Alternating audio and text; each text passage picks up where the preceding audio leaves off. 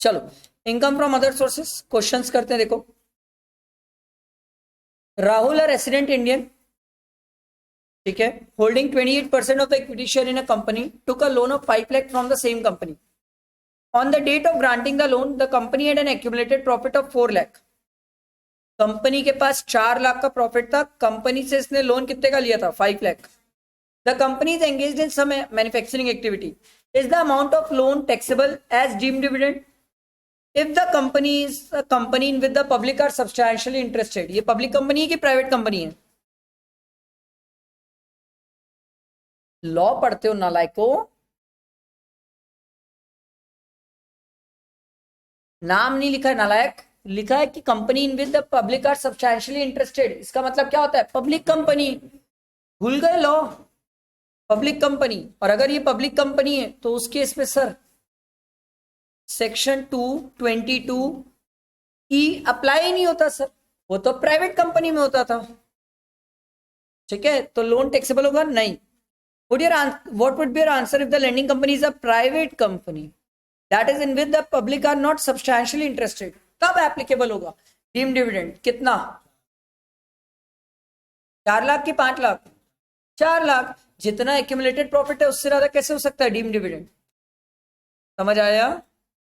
आगे बढ़ते हैं। आओ नेक्स्ट क्वेश्चन देखो। Mister A, a dealer in shares, receive the following without consideration during the previous year 24-25 from his friend Mr. B. Sir dealer in share से ध्यान रखिएगा sir, dealer है ये शेयर्स का, और विदाउट कंसिडरेशन इसको इसके फ्रेंड से ये सब चीजें मिली है। Cash gift of 75,000 on his anniversary, exam ticket taxable है? टैक्सेबल है सर, शादी छोड़ा था मैं, एनिवर्सरी कब छोड़ा सर? ये टैक्सेबल है सर, और 50,000 से ज्यादा है। Boolean, the fair market value of which was 60,000 on his birthday on 19 जून, क्या ये टैक्सेबल होगा? हाँ, 50,000 से ज्यादा का बुलियन है, क्या सोच रहे हो? टैक्सेबल है। A plot of land at Faridabad on 1 July 2024. Stamp duty value was 5 lakh. On that date, Mr. B has purchased the land in April 2009. वो B कभी भी परचेज किया होगा, उससे मेरे को क्या मतलब? उसने मिस्टर ए को गिफ्ट में दिया, ए को गिफ्ट में इमोरल प्रॉपर्टी दी, इमोरल प्रॉपर्टी दी तो हम क्या बोलते थे सर कि सर ये तो विदाउट कंसिडरेशन चला है। तो क्या स्टैम्प ड्यूटी वैल्यू 50,000 से ज्यादा है? सर 5 लाख है सर, तो ये पूरी 5 लाख क्या हो जाएगी? इसकी आईयूएस की इनकम हो जाएगी, रिसिपिएंट की आईयूएस की इनकम। आगे बढ़ते हैं। Mister A purchase from his friend mister see who is also a dealer in share 1000 shares at the rate of 400 rupees each. The fair market value of the share was 600 on that date. Mr. A sold the share in the course of business on 23rd July 2024. Oh my God. Sir आप एक बात बताओ, एक shares के dealer ने दूसरे person को shares दिए, तो सर यहां पर तो shares as a stock in trade transfer हुआ है sir. As a capital asset होता तो मैं आईयूएस में आपसे बात करता सर, बिल्कुल बात करता रिसिपिएंट के हाथ में कि सर फेयर मार्केट वैल्यू और जितने में मिला है दोनों के बीच का डिफरेंस क्या 50,000 से ज्यादा का है, तो रिसिपिएंट के हाथ में आईयूएस पे टैक्सेबल है। बट सर यहां तो ये हुआ है कि ये भी डीलर इन शेयर है, जिससे शेयर्स मिला वो भी डीलर इन शेयर है, तो सर होगा क्या? As a stock in trade लिया, और अगर as a stock in trade लिया तो वो कैपिटल एसेट नहीं है, कैपिटल एसेट नहीं है तो रिसिपिएंट के हाथ में आईयूएस लग ही नहीं सकता सर। समझ आई बात? क्लियर हुआ सबको? Further, on 1st November 2024, Mr. A took a possession of the property of his building booked by him 2 years back for at 20 lakh. The stamp duty value of the property as on 1st November 2024 was 32 lakh. On the date of booking was 23 lakh. ठीक है, they had paid 1 lakh by account pay check on the date of booking. Sir बचपन की कहानी है sir, खेलते थे sir, sale consideration plus 10% कर लेते, सेल है 20 प्लस 10% किया तो आ गया sir 22। Sir stamp duty value कितनी है सर? 23 है सर, क्या ये इससे ज्यादा है? हाँ सर, तो उस केस में सर 20 और 23 के बीच में डिफरेंस कितना हुआ सर? 3 लाख। हमने बोला था सर 10% एंड 50,000 से ज्यादा का गैप हुआ तो रिसिपिएंट के हाथ में टैक्सेबल हो जाता था। जो बेच रहा है उसके हाथ में तो 50C है, जो ले रहा है उसके हाथ में आईयूएस है, सेक्शन 56 है सर। कहानी समझ आई? जो बेच रहा है, कल ही तो सिखाया, जो बेच रहा है उसके लिए सेक्शन 50C है सर, या 43C है। बिल्डर होगा तो 43C है, नहीं तो 50C। और जो ले रहा है, रिसीव कर रहा है, उसके हाथ में IUS है सर, सेक्शन 56। तो 3 लाख आ जाएगा IUS में सर, रिसिपिएंट के हाथ में। समझ आया? On 1st March 2025, he sold the plot of land at Faridabad for 7 lakh. 1 minute, Faridabad वाली जमीन इसको इसके दोस्त से मिली थी सर, और 5 लाख रुपए क्या स्टैम्प ड्यूटी वैल्यू हमने टैक्सेबल कर दी थी? हाँ कर दी थी। तो अब इस पर्सन के लिए उस लैंड की वैल्यू कितनी हो गई? 5 लाख, क्योंकि यही इसकी कॉस्ट बन जाएगी सर। अब कल के दिन सर इसको मिली है जुलाई 2024 में, इसने बेच दिया 7 लाख में 2025 में। Short term, long term?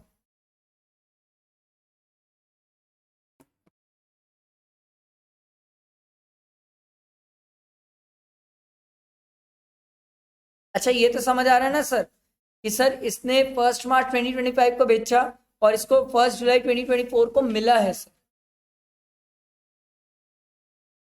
Short term, long term? Short term. Crystal clear sir. तो 2 लाख रुपए का कैपिटल गेन आ जाएगा सर। 7 - 5 कहाँ है ये देखो। क्लियर हुआ सबको? सिंपल होते हैं IUS के क्वेश्चन में, आपको टिपिकल ढूंढने मत जाओ, कहां से मिलेगा। जितनी मेहनत करनी थी, कैपिटल गेन, PGVP सब कर लिए मेहनत, अब नहीं आएगा कुछ टफ। अब ऐसे ही क्वेश्चन आते हैं। IUS का क्वेश्चन आखिरी दिन कोई देख के भी नहीं जाता है, क्योंकि ये इतने इजी होते हैं। एक बार आप खुद घर में पढ़ लो, टेस्ट दे दो, आपको समझ आ जाएगा, अरे बाप रे तो बहुत इजी था सर। देखो, डिस्कस द टैक्सेबिलिटी और otherwise of the following in the hands of the recipient. Recipient वो तो पूछ रहा है, रेसिपिएंट के हाथ में बताओ।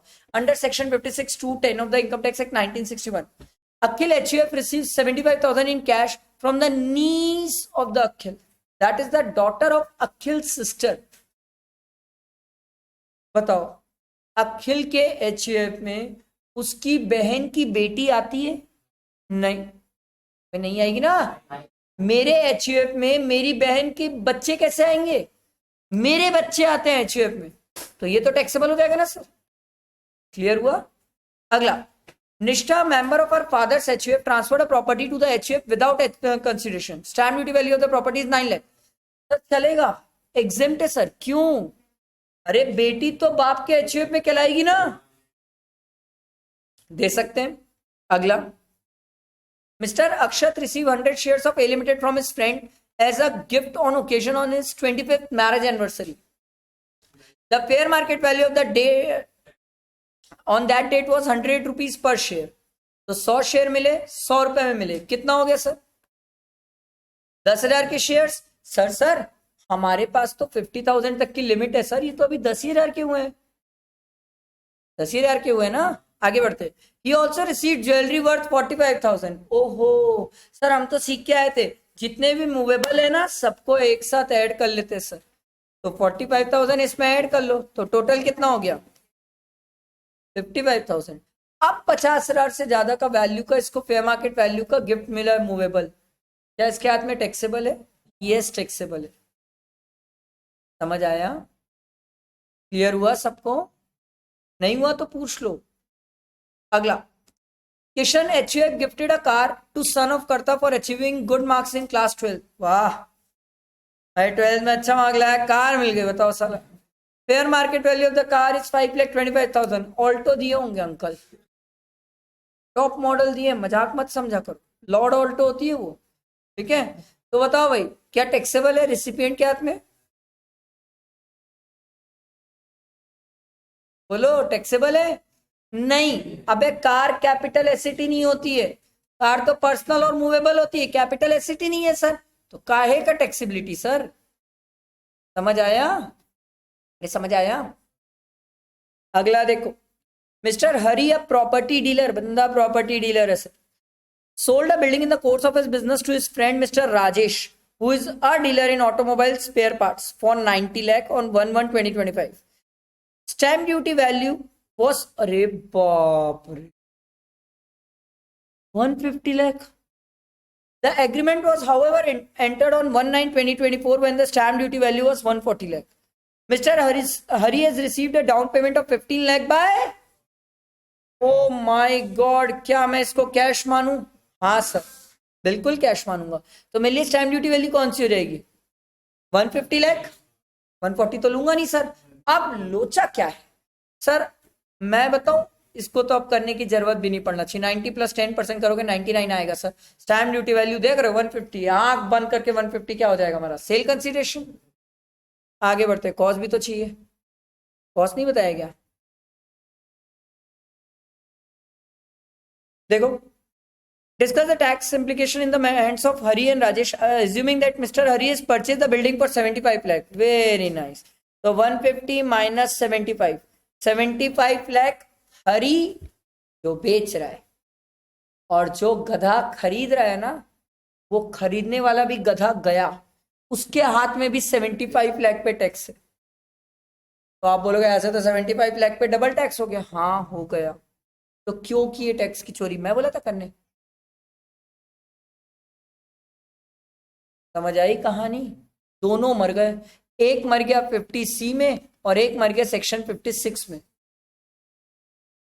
समझ आया? सेलर गया इसमें, बायर गया इसमें। अब बात यह है, would your answer be different if Hari was a share broker instead of property dealer? एक मिनट ध्यान देना सर। अगर प्रॉपर्टी डीलर होता तो ये कहानी नहीं होती है, तो फिर तो स्टॉक इन ट्रेड जैसा होता। मैं अगर प्रॉपर्टी डीलर हूं तो कहानी कैसी है? स्टॉक इन ट्रेड जैसी है सर। उस केस में सेक्शन ये 50C अप्लाई नहीं होगा सर, 43CA अप्लाई हो जाएगा सर। अगर मैं प्रॉपर्टी डीलर हूं तो, अगर मैं प्रॉपर्टी डीलर तो 43CA, और अगर मैं अदर देन प्रॉपर्टी डीलर तो 50C अप्लाई होता है। पर सर रिसिपिएंट के हाथ में सेक्शन 56 लगेगा कि नहीं?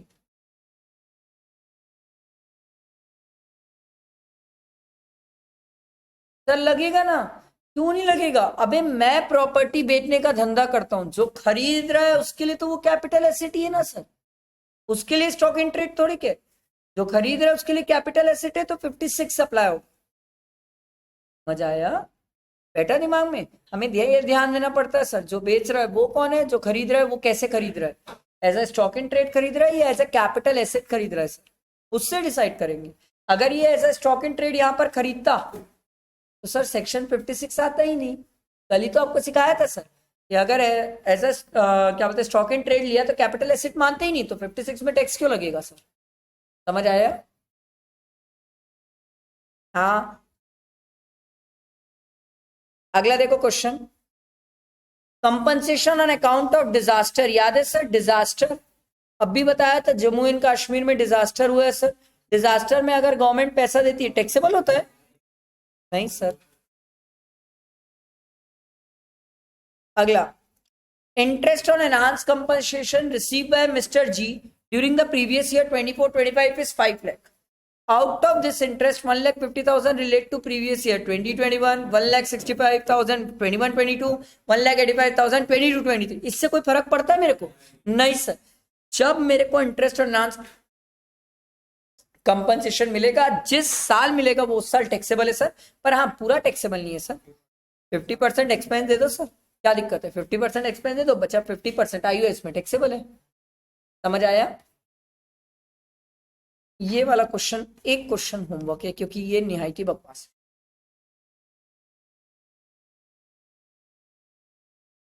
है। आपसे पूछे कौन सी इनकम कहां जाएगी। पहला है rental income in case of property held as a stock in trade for 3 years. कहा जाएगा? आईएचपी की पीजीपी? आईएचपी सर, हम रेंटल इनकम के लिए पढ़ के आए हैं, आईएचपी अच्छे sir. Salary received by partner from his partnership firm, PGBP. अगला, rental income of machinery. Sir ये डिपेंड करेगा, अगर आपका बिजनेस है तो पीजीपी, और नहीं तो फिर आईयूएस।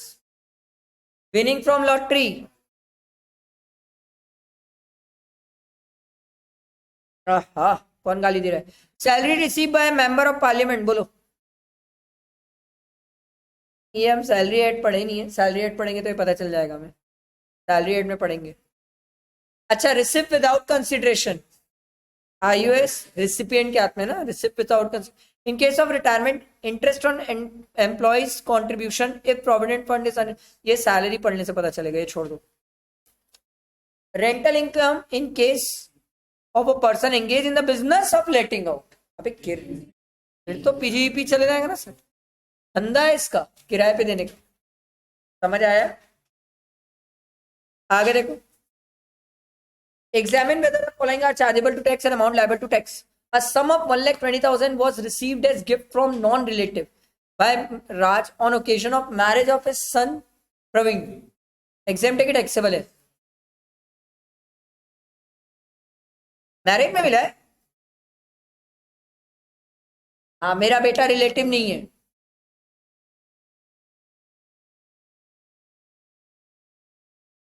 सर मिला बाप को है, बेटे को नहीं। बाप को काहे एग्जाम करोगे? बाप की शादी थोड़ी करी है, बाप की शादी होती तो एग्जाम हो जाता। अरे ये बात समझ, बेटे की शादी है सर, बेटे को दो ना गिफ्ट, बेटे के लिए एग्जाम, बाप के लिए टैक्सेबल है सर। समझ आ रहा है? अगला, interest on enhance compensation of 96,000 received on 12/3/2025 for the acquisition of urban land of which 40% relate to previous year 23-24। इससे मैं क्या करूं? जब मिलेगा interest on enhance compensation taxable है, पर पूरा नहीं है टैक्सेबल। 50% आप एक्सपेंस क्लेम कर लो, 50 टैक्सेबल है। ये वाले क्वेश्चन का आंसर आप लोग बताओगे फास्ट, बता दिए।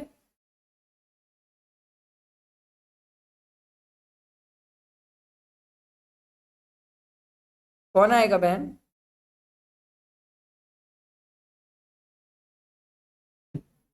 या 2,50,000 टैक्सेबल किस साल? किस साल? 24-25 लिखा तो है, 10/10/2024 को मिला है ना। लाइक को पहली लाइन नहीं पढ़ते हो? अगला देखो, the following detail has been furnished by miss Himali pertaining to the year ended 31 March 2025। Cash gift of 51,000 received from her friend on the occasion of her Shashi Pratap Purti, a wedding function celebrated on her husband completing 60 years of age, अभी तक जिंदा है। This was also her 25th wedding anniversary। आप निब्बा निब्बी वाली कोई भी हरकत करे, आप कुछ भी निभाए सर, सिर्फ शादी को मैंने एग्जाम किया sir. 1 month 2 month 3 month 1 month 11 month जो मनाना है मनाओ, एक हफ्ता मनाओ, उससे कोई फर्क नहीं पड़ता सर। एनिवर्सरी ही एग्जाम्प्ट है, सॉरी मैरिज ही एग्जाम्प्ट है, एनिवर्सरी सब टैक्सेबल है। ठीक है। On the above occasion a diamond necklace worth 2 lakh was presented by her sister living in Dubai. Exempt की टैक्सेबल है, एनिवर्सरी में मिला है।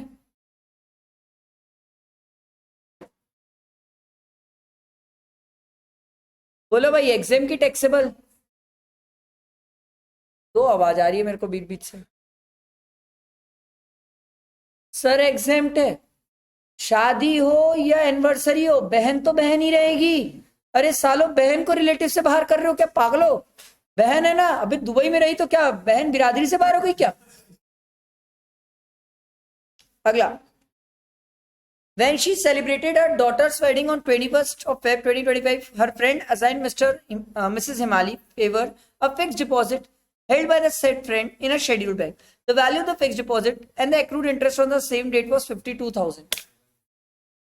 अब देखो, ये फिक्स डिपॉजिट से रिलेटेड अपन दो व्यू ले सकते हैं। एक, अगर आप फिक्स डिपॉजिट को एज अ कैश मानोगे तो ये टैक्सेबल है सर, क्योंकि 50,000 से ज्यादा है सर, ऑब्वियसली टैक्सेबल होगा। दूसरा, अगर आप फिक्स डिपॉजिट को कैपिटल एसेट ही नहीं मानते हो तो फिर उस केस में इसकी टैक्सेबिलिटी नहीं रहती। एग्जाम में जो भी करके आओगे, नोट दे के आओगे कि फिक्स डिपॉजिट को आप क्या मान रहे हो।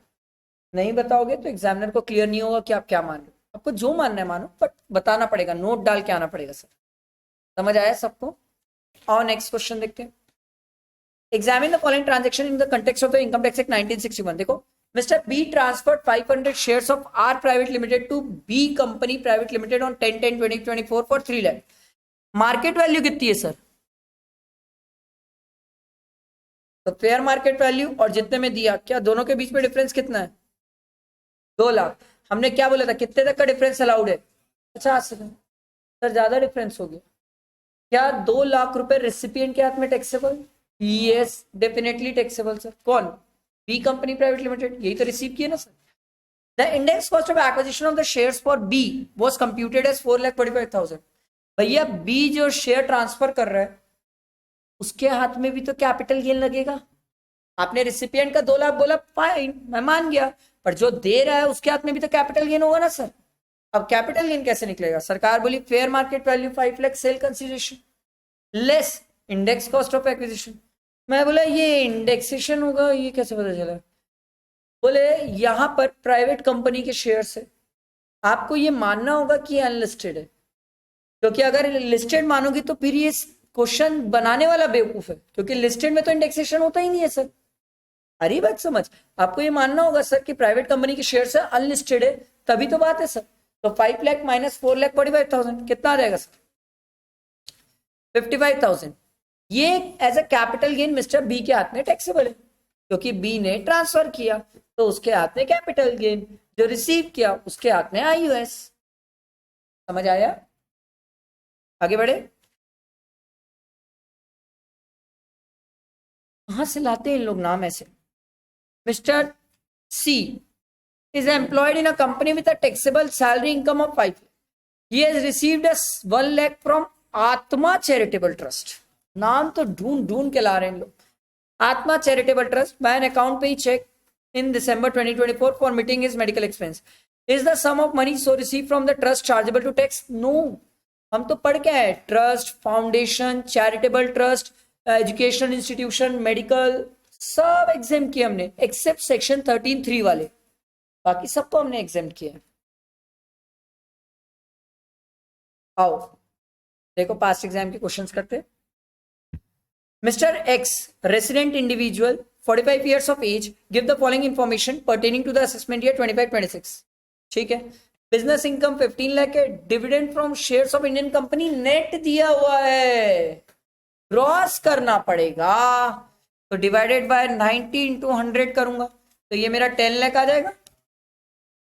Interest expense incurred on making investment in shares. Sir हम ना पढ़ के आए थे 20% तक का इंटरेस्ट एक्सपेंस अलाउड था, तो सर मेरी डिविडेंड इनकम 10 लाख, 10 लाख का 20% कितना हो गया? 2 लाख, तो 2 लाख तक का एक्सपेंस अलाउड है सर। ये तो 2.5 का रहा है खर्चा, नहीं मिलेगा सर, 2 ही लाख मिलेगा। तो प्रैक्टिकली इसमें 2 लाख माइनस किया तो 8 लाख क्या हो गई मेरी इनकम। आगे long term capital gain on sale of building after indexation. सामने से बोल रहा है आफ्टर इंडेक्सेशन है, मतलब वो आपको ये बता रहा है ये कैपिटल गेन 23 जुलाई 2024 के पहले हुआ होगा। ओके, तो मैं इस पे 20% लगा दूंगा, क्या दिक्कत है? तो सर 15 लाख प्लस 8 लाख हो जाएगा 23 लाख। 23 लाख पे आप टैक्स निकालेंगे और 18,60,000 पे 20% निकालेंगे। 23 लाख पे टैक्स कैसे निकालेंगे सर? वो जो हमारा स्लैब नहीं होता था पहले 10 लाख तक फिक्स है 112500, बैलेंस पे 30% निकालो टैक्स और बताओ मुझे टैक्स कितना आ रहा है, पूरा टोटल प्लस 4% करके बताना।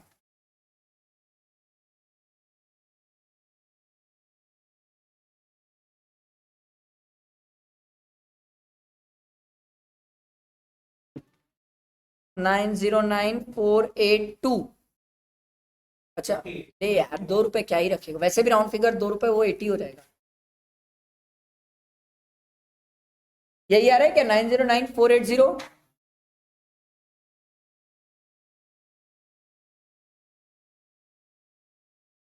मतलब जो हमारा टीडीएस पे हुआ है वो भी तो माइनस करेंगे ना, पर आपका ये आ गया ना टैक्स, टीडीएस तो हम बाद में माइनस कर लेंगे, टैक्स आ गया ना सबका। चल आगे बढ़ते हैं। सर क्या ये क्वेश्चन सेम है सर? हाँ सर, ऊपर ही तो कराए हो सर, ये पहला क्वेश्चन ही हमारा ये था सर, पर सर नाम बदल गया, राहुल हो गया है, ऊपर राहुल नहीं था सबसे पहला क्वेश्चन, याद है ना? अभी स्टार्टिंग में पहले यही तो कराया हूं। आगे बढ़ते हैं नेक्स्ट क्वेश्चन में।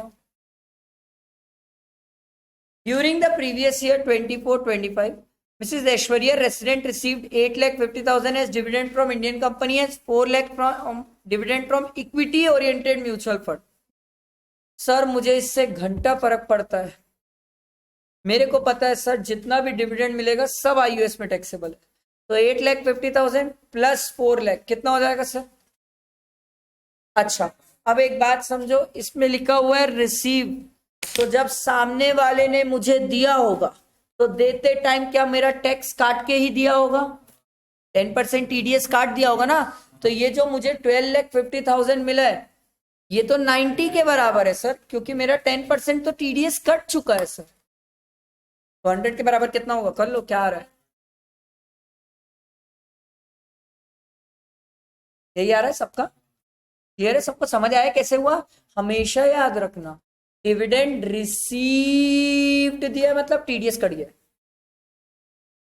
और सिर्फ डिविडेंड इनकम दी हुई है तो टीडीएस कैसे कटेगा? इनकम बता रहा है वो आपको। रिसीव मतलब टीडीएस काटने के बाद पैसा दिया है, और सिर्फ डिविडेंड इनकम बोले तो टीडीएस नहीं कटा उसमें। और बाद में अगर एग्जाम में कहीं लिख दे एग्जाम में कि डिविडेंड इनकम नेट, तो फिर मान लेना भाई टीडीएस कटा है। जब नेट बोल रहे तो टीडीएस कटा ही होगा ऑब्वियस है। समझ आई बात? अगला देखो, discuss the taxability of the following receipt in the hands of mister Sanjay Kambhoj. कहां से नाम ला रहे हैं? Under the income tax act 1961 for the assessment year 25-26, 51,000 received from a sister living in US. Exempted taxable है? एग्जेम्प्ट है ना, बहन है सालो, यूएस देख के क्यों घूमते हो? बहन है मेरी। Received a car from his friend on payment of 2,50,000. The fair market value of the car was 5,50,000. बोलो सर, कार कैपिटल एसिटी नहीं है। अब तो फ्लो में आंसर आने चाहिए, मजा आना चाहिए फ्लो में। चलो अगला क्वेश्चन देखो, mister Sharma asks you to compute his taxable income from the following transaction which took place with his friend during the January 2025. Cash gift received by him from Mr. A and Mr. Z 32,000 each. क्या taxable होगा? हाँ, aggregate करके देखते हैं कितना होगा। 64,000, 50 से ज्यादा टैक्सेबल है। 2 plot of land gifted to him by Mr. B and C. Stamp duty value 3,50,000 and 50,000. दोनों होगा कि एक ही होगा? एक होगा सर। इमोल प्रॉपर्टी में एग्रीगेट नहीं करते हैं सर, वेबल में एग्रीगेट करते हैं। तो ये 50,000 वाला टैक्स नहीं लगेगा सर, क्योंकि हमने बोला था स्टैम्प ड्यूटी वैल्यू और सेल कंसिडरेशन के भी स्टैम्प ड्यूटी वैल्यू और जो आपका सेल कंसिडरेशन है दोनों में 50,000 का गैप चलता है सर। और विदाउट कंसिडरेशन भी है तो भी स्टैम्प ड्यूटी वैल्यू 50,000 तक चलेगी सर। 50 तक कोई दिक्कत नहीं, ये गया, ये टैक्सेबल है। अगला, he purchase a residential house at 6 lakh from mister D which was not registered but the prevalent stamp duty value was 7,50,000। बताओ क्या टैक्सेबल होगा? हाँ सर, क्या सोच रहे हो? 1,50,000 का गैप है, 50,000 से ज्यादा का गैप है सर, आईयूएस में टैक्सेबल है। सोच क्या रहे? अगला, a sculpture and a jewellery worth 50,000, 35,000 respectively were gifted by mister E and mister F. बोलो क्यों? एग्रीगेट करके चेक किया सर, 85,000 आ रहा है, टैक्सेबल है सर। अगला, a silver coin purchased by him at 10 lakh rupees from Mr. G when prevalent market price was 10,50,000। बच गया, सिल्वर कॉइन में तो 85,000 दिख रहा है। And shares purchase by him at 3 lakh when the fair market value was 30,000। मर गया, क्योंकि सर ऐड किया, ऐड करके 80 आया, 50 से ज्यादा हो गया, एग्रीगेट देखा। आई बात समझ? अगला, a diamond ring purchased at 50 lakh from miss All Jewelers, a jewelry shop of his close friend, when the fair market value was 55 lakh for the purpose of Sharma Gem and Jewelry Mart, a jewelry shop owned by Mr. Sharma। बोलो 5 lakh rupees क्या US में taxable है?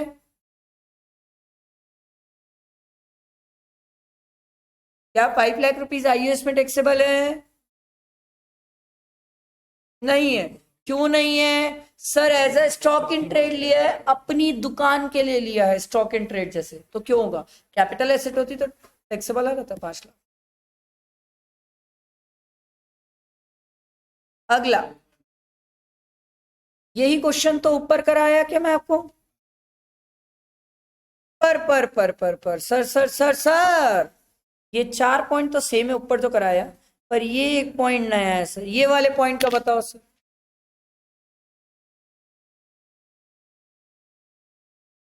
इसका बताओ, क्या taxable है कि नहीं है?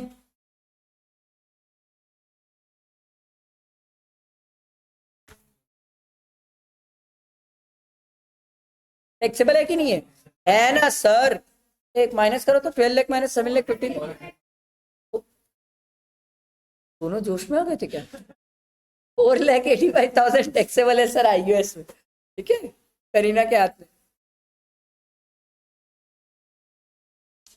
अगला देखो, discuss the taxability or otherwise in the hands of the recipient as per the provision of Income Tax Act 1961. Mr. A received an advance of 50,000 on 1/9/2024 against the sale of his house. However, due to non-payment of installment in time, the contract is cancelled and the amount of 50,000 was forfeited. बताओ कहाँ ले जाऊं इसको? आईयूएस, याद है ना, 1/4/2014 के बाद रहा तो आईयूएस ऑन एंड आफ्टर, और पहले रहा तो कॉस्ट से माइनस। नेक्स्ट वाला बताओ, ये तो बताना पड़ेगा सर आप लोग को, क्योंकि अब भी कराया हूं। टैक्सेबल होगा कि नहीं होगा? नहीं होगा ना, अपने पापा के एचयूएफ में प्रॉपर्टी ट्रांसफर क्यों? मैं अपने पापा के एचयूएफ में काउंट होता हूं।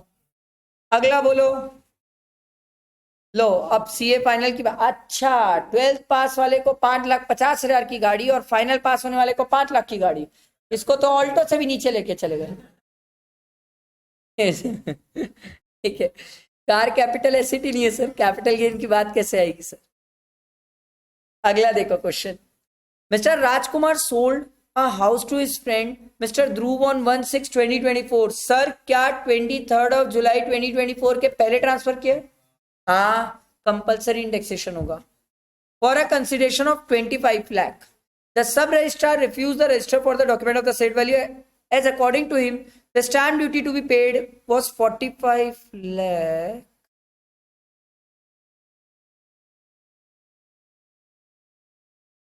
सेम क्वेश्चन कैपिटल गेन में कराया हूं, सेम सेम है, फिगर सेम है, फिगर पूरे सेम है। वो अपील किया डिविजनल ऑफिसर के पास, वैल्यू फिक्स की गई 32 लाख, जिसमें से 22 लाख लैंड की थी और 10 लाख बिल्डिंग की थी। कहानी याद आ रही है थोड़ी सी? ठीक है, उसके बाद कहानी ये हुई थी कि लैंड परचेज हुआ था 1/6/2011 में 5,19,000 में, और देखो बिल्डिंग परचेज हुई है 1/12/2022 में 14 लाख में। याद करो, शॉर्ट टर्म कैपिटल लॉस आया था बिल्डिंग में, क्योंकि बिल्डिंग बेचा 10 लाख में है, कॉस्ट 14 लाख है सर, तो 4 लाख रुपए का लॉस है। समझ रहे हो ना सर, शॉर्ट टर्म है ना सर, 4 लाख रुपए का शॉर्ट टर्म कैपिटल लॉस था सर। और उसके बाद सर लैंड में आपका कैपिटल गेन आया था, क्योंकि 22 लाख था, और ये 5,19,000 का सीआईआई किए थे सर। आप करना पड़ेगा 363 डिवाइडेड बाय 11/12 का सीआईआई कितना है? 184, कितना है यार?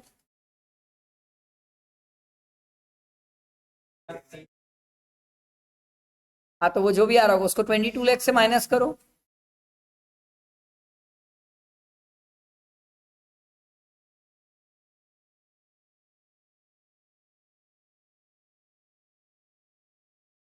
$11,77,103।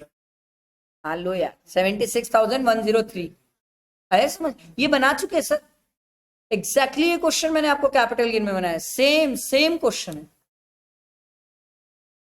चलो आगे देखो भाई, miss Mohini transferred a house to her friend Ragini for 35 lakh on 1/6/2024। फिर कंपल्सरी इंडेक्सेशन 23 जुलाई 2024 के पहले राघव चड्डा जीत गया। The sub registrar valued the land at 60 lakh. बाप रे, 35 लाख की जगह कहां पहुंच गई? 60। Mohini contested the valuation and the matter was referred to the divisional revenue officer who valued the house at 58,50,000। किसकी वैल्यू लू? 60 लू कि 58,50,000 लू? सर दोनों में whichever is lower तो 58,50,000 आ जाएगा. Accepting the said value, differential stamp duty was also paid and transfer was completed. The total income of Moini and Ragini for the assessment year 25-26 before considering the transfer of said house was this. उनकी other income दी हुई है. Miss Rohini has purchased the house. लो भाई, घर खरीदे कितने में है sir? 25 lakh और रजिस्ट्री का एक्सपेंस कितना लगा? 1,50,000. तो मेरे लिए घर कितने का था सर? 26,50,000 का घर था मेरे लिए. करो इंडेक्सेशन करो और बताओ मुझे कितना आ रहा है. अब तो कर सकते हो सर, इतना कैपिटल गेन प्रैक्टिस कराया हूं. कितना बोल रहा है? ये माइनस करके बता रहे हैं. माइनस करने के बाद 89, 820 इतने का कैपिटल गेन आ रहा है. कैपिटल गेन इतना आ रहा है ना सबका. ठीक है, बस यही तो है. ये रहा, इसकी अदर इनकम तो दी हुई है. समझ आया? अरे बहुत इजी है. आपको एक बात नहीं लग रही? देख लो, कैपिटल गेन से कनेक्ट कर करके क्वेश्चन पूछ रहे हैं, इसीलिए आईयूएस का अलग से क्वेश्चन आता ही नहीं. कैसे आएगा बताओ? पूरा तो कैपिटल गेन पीजीपी सबसे तो कनेक्ट कर देते हो आप, तो आईयूएस अलग से क्वेश्चन कहां से देगा वो? इसीलिए जो बड़ा क्वेश्चन होता है उसका पार्ट होता है आईयूएस. आईयूएस से अलग से क्वेश्चन नहीं आता. अगला देखो. Subramani sold a house plot to miss Vimala for 45 lakh. The valuation determined by the stamp duty authority was 53 lakh. Wow. Discuss the tax consequences of the above in the hands of each one of them. भाई 45 lakh plus 10% करोगे तो 49.5 आ जाएगा. Sir stamp duty value कितनी है? 53 है. Sir क्या ये value ज्यादा है? यस. क्या मेरा सेल कंसिडरेशन 53 लाख की हो जाएगा? हाँ. तो सुब्रमणी ने बेचा है सर, तो सुब्रमणी के लिए सेल कंसिडरेशन कितनी है? 53 लाख. और जो विमला है उसके हाथ में आईयूएस में टैक्सेबल कितना? बताओ कितना टैक्सेबल है? सर 53. अब उसकी सेल कंसिडरेशन हो चुकी थी, तो 53 मेरी क्या हो जाएगी? वैल्यू माइनस मैंने कितने में लिया है? 45 लाख. तो मेरे लिए सर 8 लाख आईयूएस की इनकम. ये क्लियर हुआ? आगे बढ़ू. ठीक है. Vimala has sold the plot to Padmaja for 55 lakh. इसने बेच दिया. कब लिया सर? 12/5/2024 को. बेचा कब है? 21/5/2025 को. सर शॉर्ट टर्म है कि लॉन्ग टर्म है? शॉर्ट टर्म है. लड़ाई शॉर्ट टर्म लॉन्ग टर्म की नहीं थी. आप मुझे ये बताओ विमला को कैपिटल गेन कितना आएगा?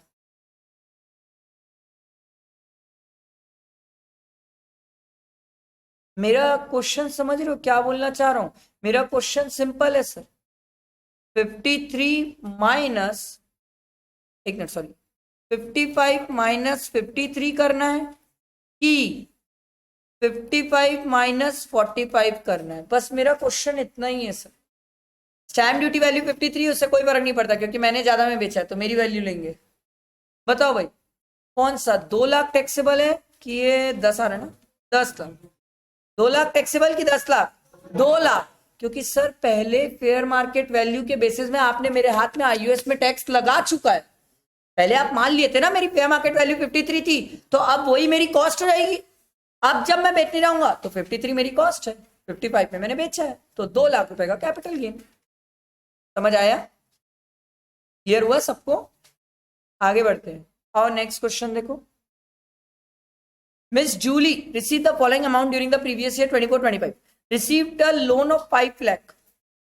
सर ये पहला वाला ट्राई करो ना, नहीं बनेगा तो मैं बता दूंगा. सेम है, करा चुका हूं ऊपर, ट्राई करो.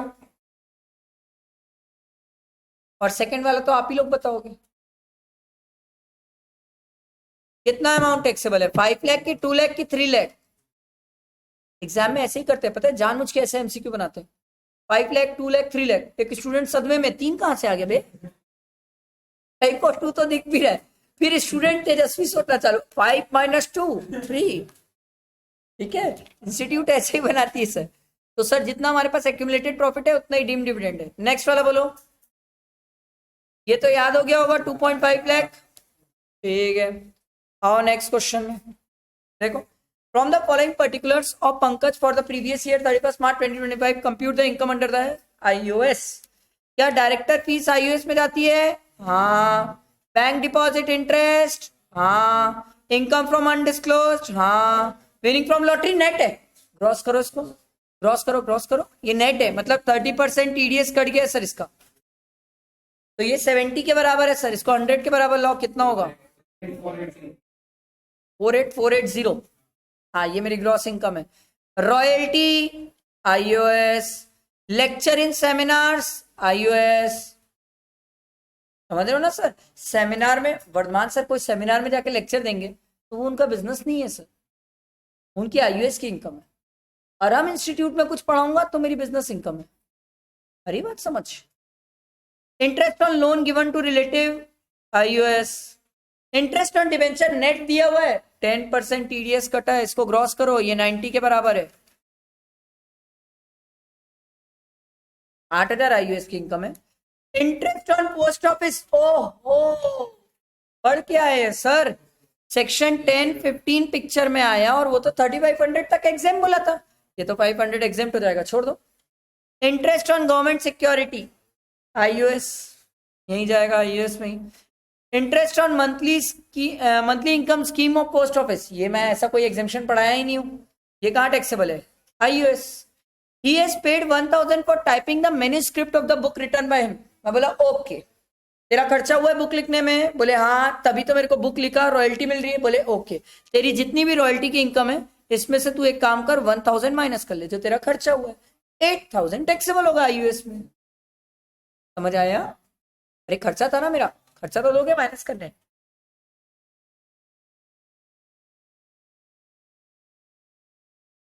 ये पहला वाला आप बताओ सर, दूसरा वाला मैं बता दूंगा भले।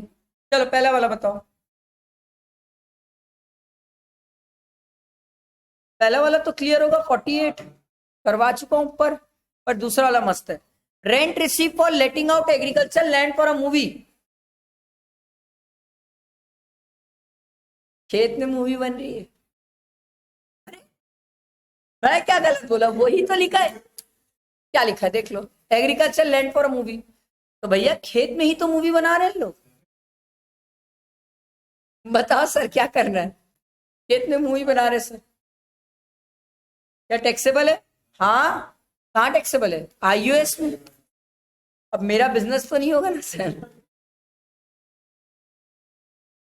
कितना अजीब साउंड करेगा, सोचो मेरा बिजनेस है खेत को मूवी के लिए देने के लिए। चलो, discuss the tax implication under section 56(2) in respect of each of the following transaction। देखो, mister Tejpal received a painting by M F Hussain, ये इसका नाम है, मैं तो एम में ही रुक गया था। ठीक है, M F Hussain worth 2 lakh from his nephew on his 10th wedding anniversary. बताओ एग्जाम की टैक्सेबल? टैक्सेबल। हम नेफ्यू वगैरह को नहीं छोड़े, भतीजे वगैरह को किसी को नहीं छोड़े हम। Verma son transferred D limited shares of D limited to Verma's HUF without any consideration. बोलो एग्जाम की taxable? Fair market value 2.5 lakh. बताओ बताओ बताओ, मजा आएगा। बताओ एग्जाम की टैक्सेबल?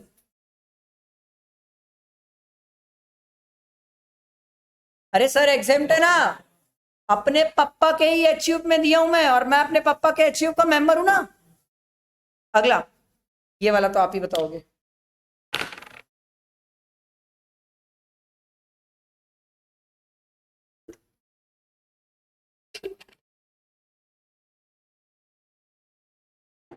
इसमें तो मत सोचो 2,70,000, इसमें क्या सोच रहे हो? 2,70,000 टैक्सेबल। अगला बताओ, mister Rajan decided to sell capital asset to mister Mahajan and received an advance of 1 lakh on 1 October 2024। Advance money profited IOS में जाएगा सर, 1/4/2014 के बाद आईयूएस।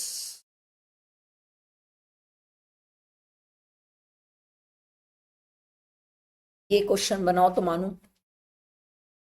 Mister why a non resident has received the following gifts from his friend X, who is a resident in India during the half year ending 31st March 2025.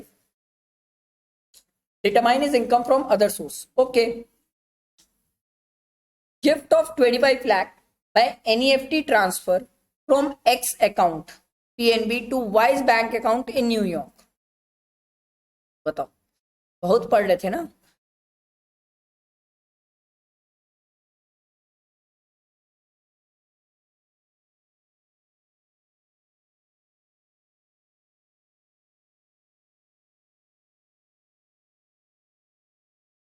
याद रखना why non resident है।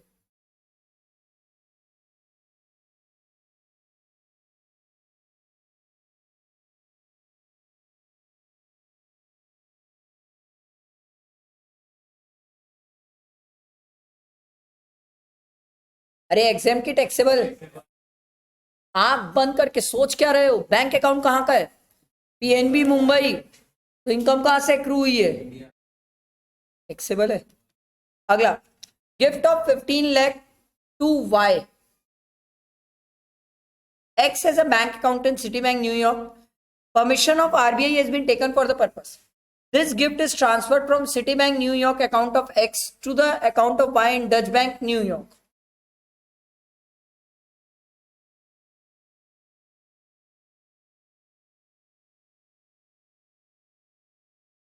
बोलो।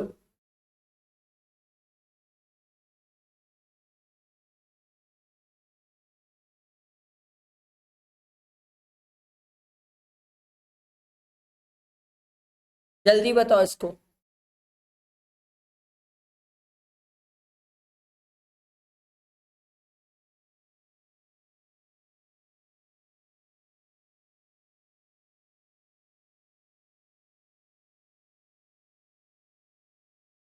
किससे मिल रहा है cash gift, ये भी तो देखो। कौन दे रहा है cash gift? X. Y receive कर रहा है, एक्स दे रहा है। एक्स कहाँ का है? तो एक्स अगर इंडिया का है तो इनकम कहाँ एक्रू हुई? कैसे छोड़ दोगे? टैक्सेबल है सर। समझ आया? क्लियर हुआ सबको?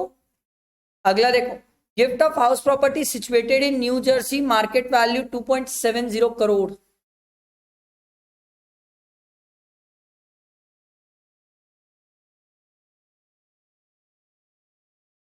बोलो, टैक्सेबल नॉट टैक्सेबल?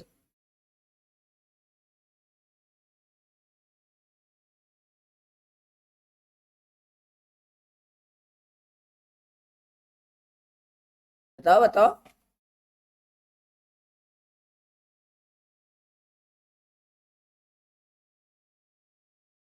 टैक्सेबल है नहीं है? नहीं सर, ये टैक्सेबल नहीं होगी क्योंकि इनकम इंडिया में कहाँ एक्रू हो रही है?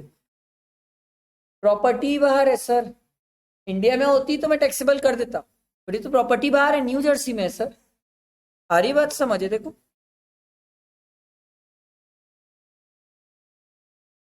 अगला देखो, diamond jewellery market value 50 lakh given in New York from x locker in New York.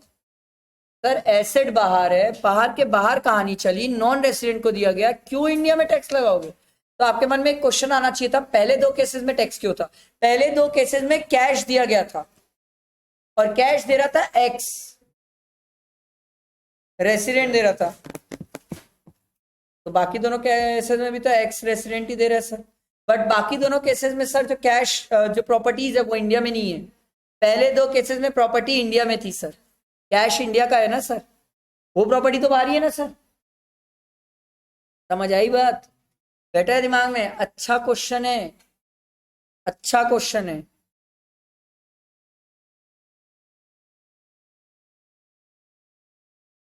Clear हुआ?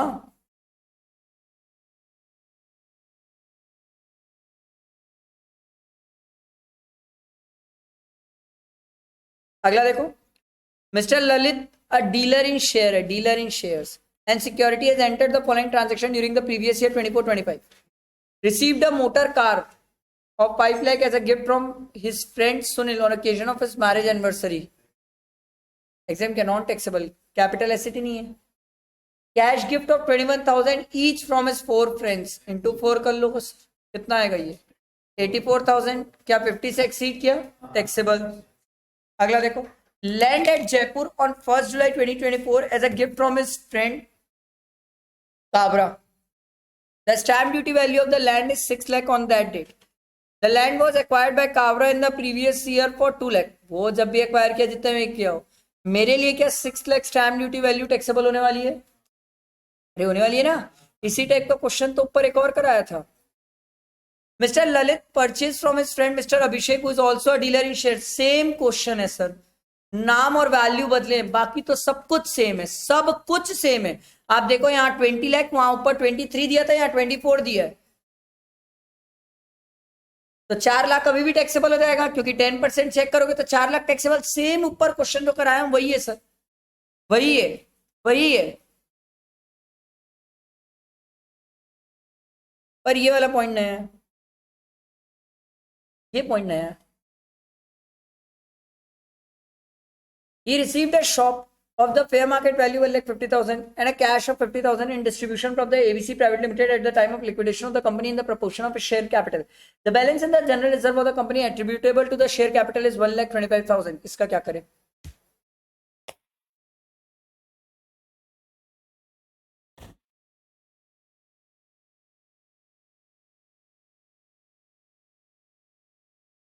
बस इसी पॉइंट का ट्रीटमेंट बता दो आप मेरे को, बाकी सब तो ऐसे ही हो गया।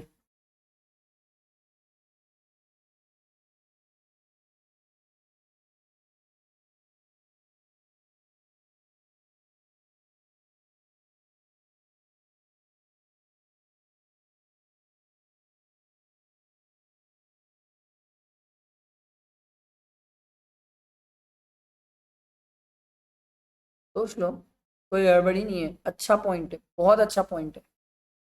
आप इसमें डीम डिविडेंड सोच सकते हो, बहुत सारी चीजें सोच सकते हो, और मैं चाहता हूँ सोचो, क्योंकि उसके पास जनरल रिजर्व सिर्फ 1,25,000 का था। उसने शॉप जो दी है उसकी 1,50,000 वैल्यू और कैश 50,000 है।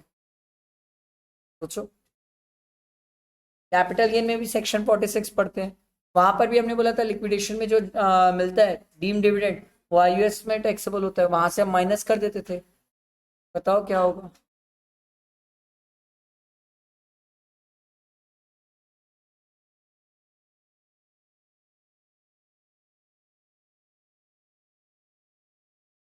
बताओ बताओ कितना टैक्सेबल। क्वेश्चन मेरा सिंपल है सर, इसको मिला है 1,50,000 प्लस 50,000। मेरा क्वेश्चन यही है कि कितना टैक्सेबल, 2 लाख रुपए टैक्सेबल कि 1,25,000 टैक्सेबल? 1,25,000 सीख के तो आए हो, डीम डिविडेंड में सीख के आए हो। 222C लिक्विडेशन के टाइम पे अगर आपको मिलता है पैसा, तो उस केस में सर उसे डीम डिविडेंड माना जाता है, बट कितना? जितना आपके पास क्या हो, एक्यूमुलेटेड प्रॉफिट हो। तो एक्यूमुलेटेड प्रॉफिट तो मेरे पास 1,25,000 का ही है ना सर, तो उतना ही तो आप डीम डिविडेंड मानोगे सर। यही तो एक पॉइंट नया है, बाकी सब सेम था। आपको क्या लगता है एग्जाम में कुछ अलग टॉपचंद क्वेश्चन आ जाते? क्वेश्चन यही रहेंगे सर, एक आध पॉइंट ही नया करेगा। आप देख लो, जयपुर लैंड को 8 लाख में बेचा है, 6 लाख इसका पहले ही वो हो चुका था सर, आईयूएस में इनकम हो चुकी थी, तो 2 लाख का तो शॉर्ट टर्म कैपिटल गेन आएगा। बाकी इतना बड़ा कोई चेंज नहीं किया, नाम और फिगर चेंज किया, बट ये पॉइंट एक नया डाला था। समझ आया? अरे क्लियर हुआ? देख लो वही है। ये शेयर्स वाला हम छोड़े थे, 4 लाख रुपए टैक्सेबल किए, 1,25,000 टैक्सेबल है, 2 लाख का कैपिटल गेन है। ये देखो, समझ आया? आगे बढ़े, ठीक है। उसके बाद कहानी देखो, ये वाला कैपिटल गेन तो हम निकाल सकते सर, आराम से निकाल सकते। हमें 2 लाख की एसेट्स मिली है, 1,25,000 डीम डिविडेंड है, 75,000 फुल कंसिडरेशन है। अब इसके आगे सॉल्व इसलिए नहीं हो सकता क्योंकि इसके आगे सॉल्व करने के लिए मेरे को ये भी पता चल जाएगा ना चाहिए कि उस कंपनी में उसने कितने के शेयर्स खरीदे थे, वो बता देता शेयर्स कितने के खरीदे थे, तो मैं यहाँ कैपिटल गेन भी निकाल लेता, बट अभी नहीं निकाल सकता। अगला क्वेश्चन देखो, from the following calculate the taxable amount under the head of income for the financial year 24-25 if Mr. L, who is a resident and 56-year-old, the reason should be forming part of your answer. Dividend of 50,000 received in April 2024. The dividend was declared by the company, that is LMN Limited, in its annual general meeting held in 2023, October 2023. बताओ भाई।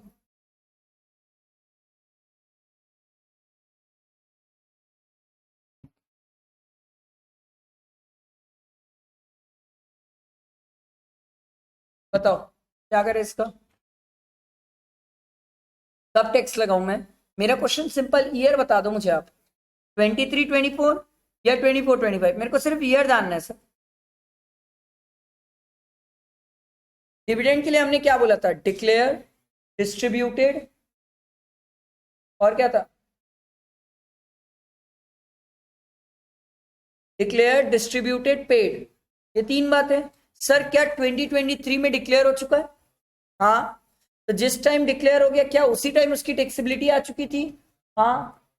तो जब उस वो 24 25 में वापस मिला है आपको, तो फिर क्यों टैक्स लगाओगे? एक बार तो लगा दिए ना आप मेरे ऊपर। समझ आया? एडवांस मनी प्रॉफिट तो क्लियर होगा सर, 1/4/2014, सॉरी हाँ 1/4/2014, ऑन एंड आफ्टर वो आईयूएस में जाता है। इसका बताओ, cash gift receive from non relative on the occasion of marriage, marriage of son, taxable.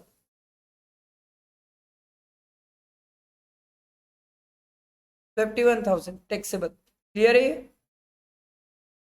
Marriage of सन है ना, ये ध्यान रखना सर, मैरिज ऑफ सन है। खुद की शादी में रिसीव करता तो मैं छोड़ देता। okay? During the financial year 24-25, he received 99,000 as pension from the employer of deceased wife.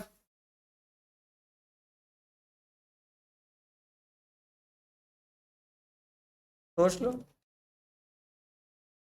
आप बोलोगे टैक्सेबल करूंगा, आप बोलोगे नहीं नहीं सर, हम ना वो एक फैमिली पेंशन पढ़ के आए थे जो मरने के बाद मिलती है, उसमें ना सर आप एक बात सिखाए थे कि 1/3 और 15,000 दोनों में विच एवर इज लोअर, और अगर 115 बीएससी लिया तो 25,000 की लिमिट थी सर, तक एग्जाम था, उसके ऊपर टैक्सेबल था सर।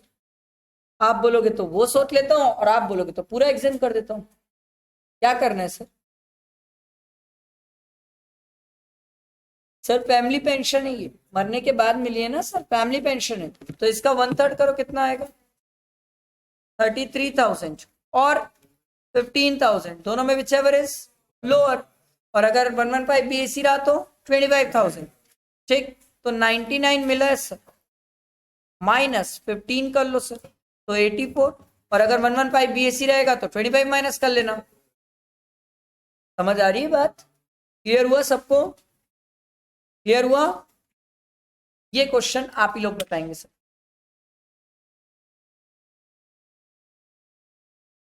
जल्दी, इतना टाइम नहीं है हमारे पास।